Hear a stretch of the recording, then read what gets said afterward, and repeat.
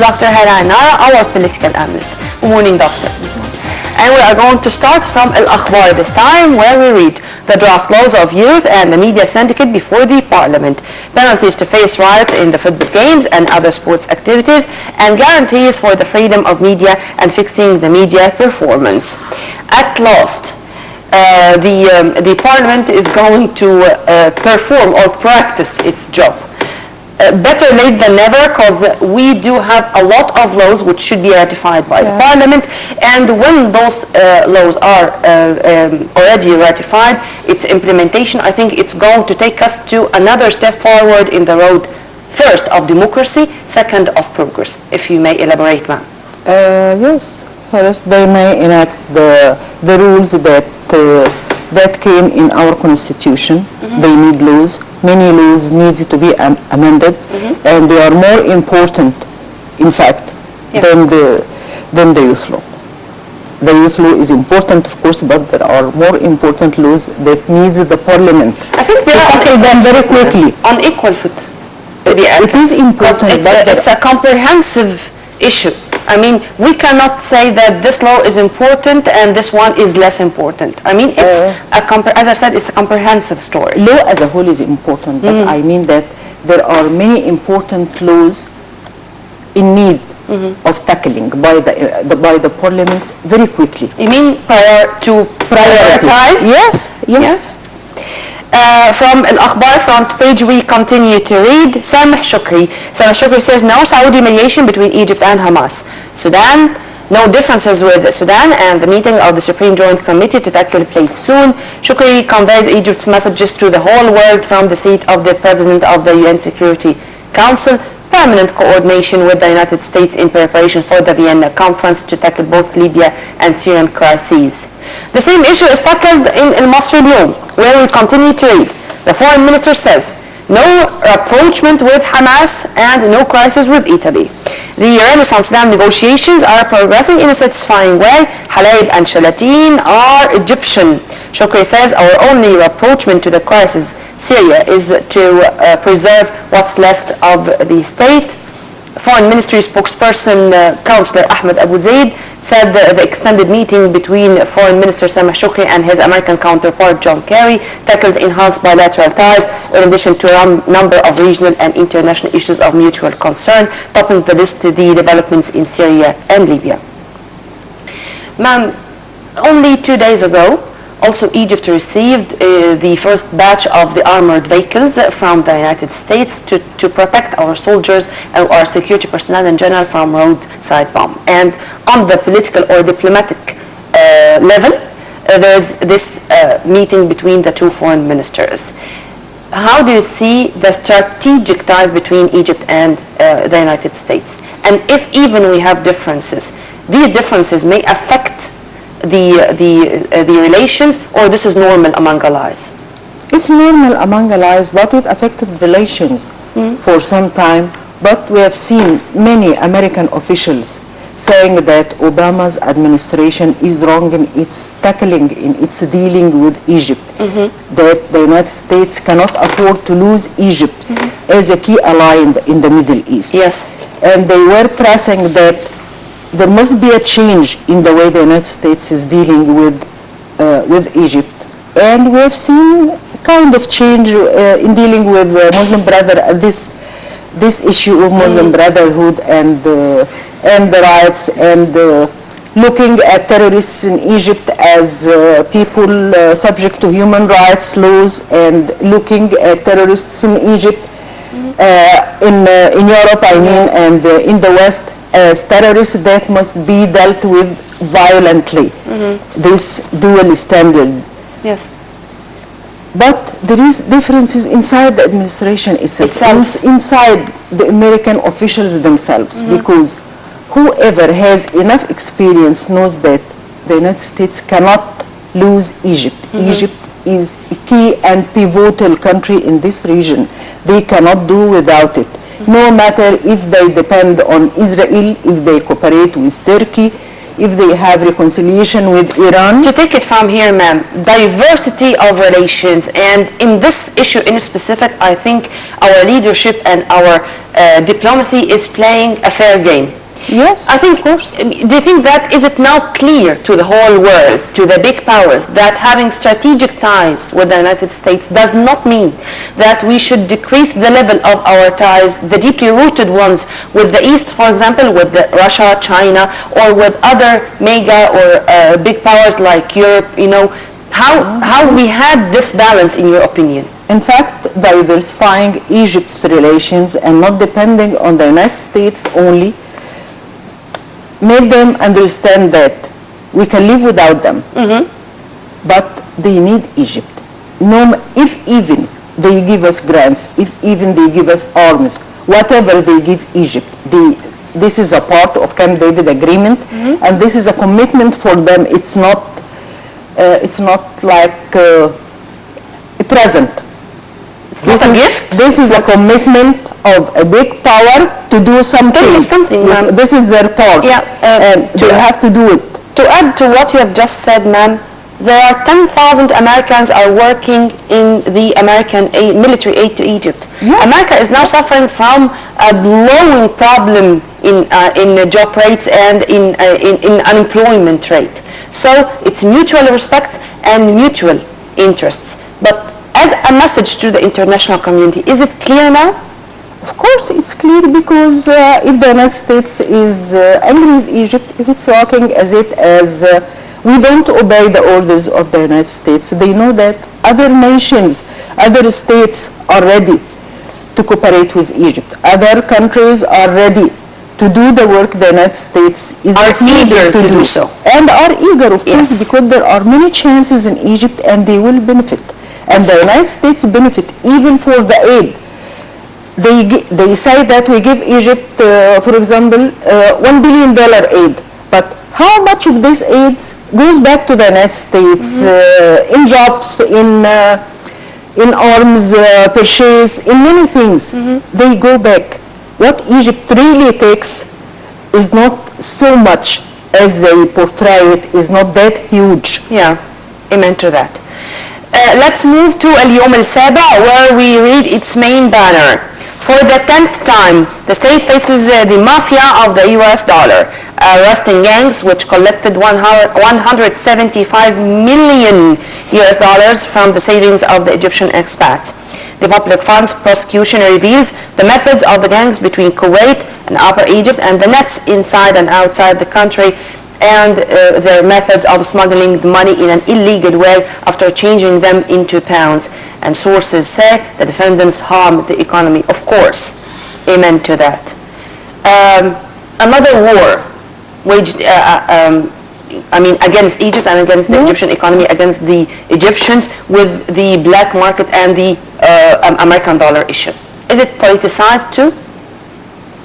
Of course it's politicized, because whoever play this role want a political target.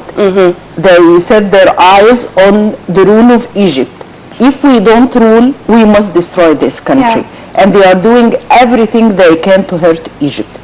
And buying Egyptian money outside Egypt instead of sending dollars to Egypt and paying pounds in Egypt. That have been going for quite some time, but it expanded to a degree we never expected.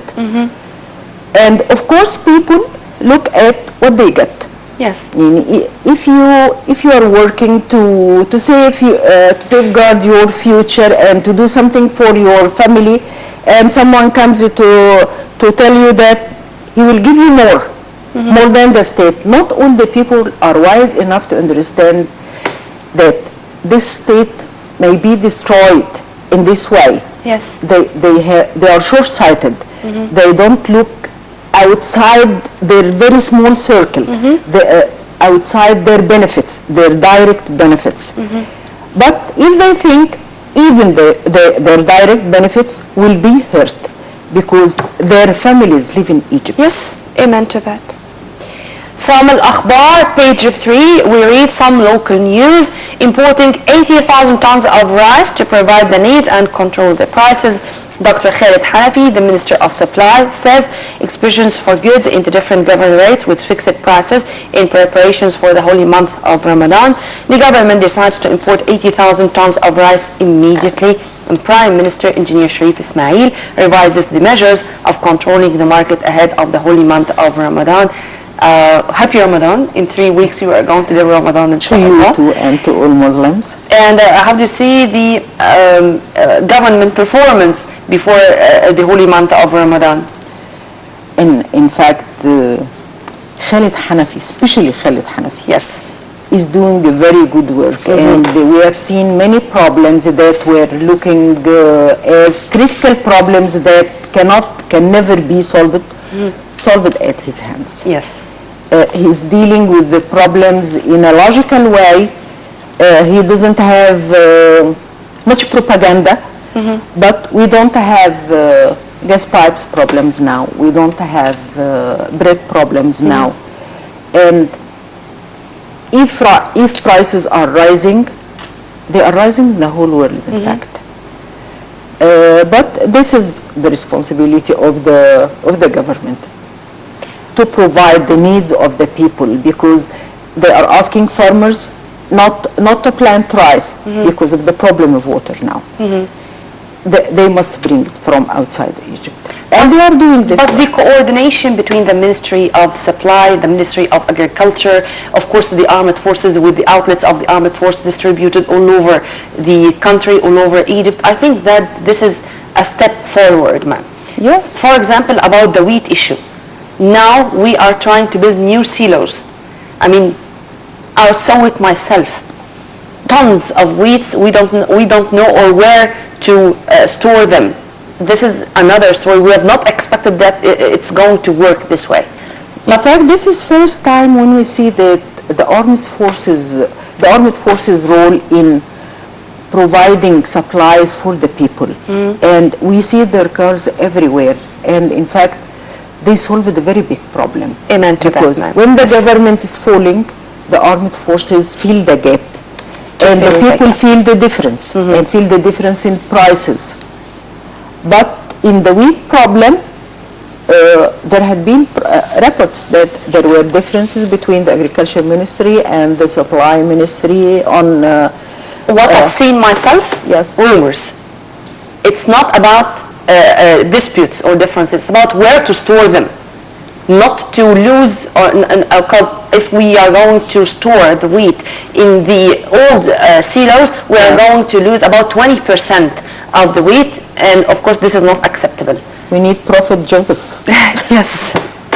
And from Al-Yawm Al-Saba, we read, the Ministry of Housing starts carrying out the assignments of the President regarding solving the problem of 20 towns within 2 years.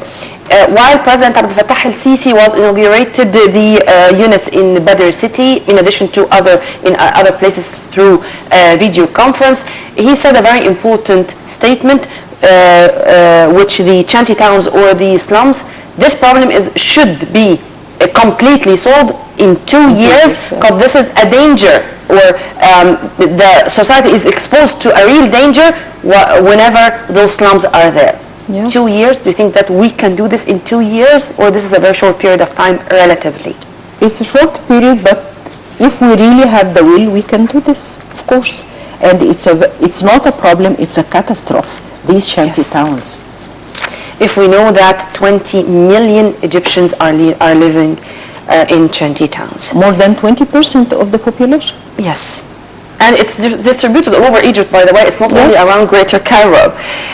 Back to Al-Akhbar, and from page 17, we read some regional news. A bloody day in Turkey and Iraq.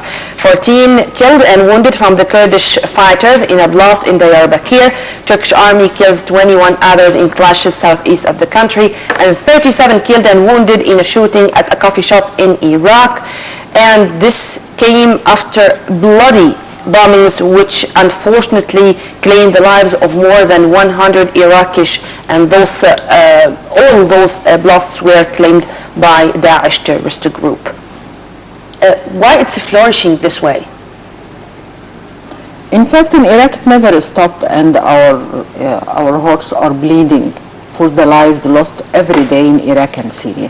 And we hope their ordeal may end quickly. They are in a dilemma, and it seems that the whole world is against solution in Iraq or in Syria or even in Libya.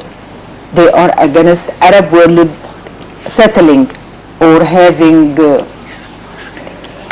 some kind of safe life for their people. But in Turkey, it's normal because Turkey is paying a price for persecuting Kurds. Yes. They must defend themselves. They must wage war against this Ottoman the new Ottoman concept saying that they must control all the area around. They want to control the Kurds. They want to control Syria and Iraq. It's going to end in that, but let's focus a little bit more, because we do have only 1 minute, to Iraq. Because the political turmoil in Iraq with the demonstrations by the followers of Shiite cleric Muqtada al-Sadr, thousands stormed into the parliament just 2 weeks ago, and going also to have a sit-in in the 45 green zone. Some would say that this is for the best interest of Iraqis to get rid of corruption, and others would say that this division, the only one who's going to benefit from it is terrorism, Daesh. What's your opinion? I think if the government does its work and the citizen feels the difference in his life concerning security, they don't have security in their life. Concerning their everyday life, until now, they don't have life as we know it. Normal life. They are in danger every day. They cannot move freely. They cannot lead their life as they wanted, as they dreamt. And don't forget that Iraq is a very rich country. They have the resources. The problem is here. The problem is how to deal with the situation, how to deal with the people, how to reform, how to keep the sovereignty of a great Arab nation is number one, and of Iraq as a state. Well, Dr. Hala and Enara, thank you very much for your input, ma'am, and have a very good day. By this, we come to the end of our quick press review. Stay tuned on Nile TV International always for more. Right after the short break, we are going to be back with the remaining part of our breakfast show.